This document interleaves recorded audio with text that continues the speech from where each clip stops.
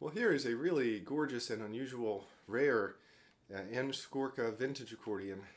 What's really amazing about this one is it's just got these wonderful kind of swirly blue, gold, and red pattern all across, and gold trim.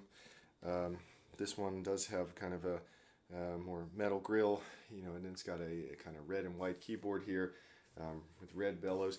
Just a real visual treat. And these vintage accordions, they often require a full overhaul, and this one was redone. They sound really good. I mean, they have a very unique sound due to the shorter reeds. This one's also LMMM tuning, and the musette tuning was typically a little bit drier back then. You have a slide that goes up and down, so you can put the low reed off or on.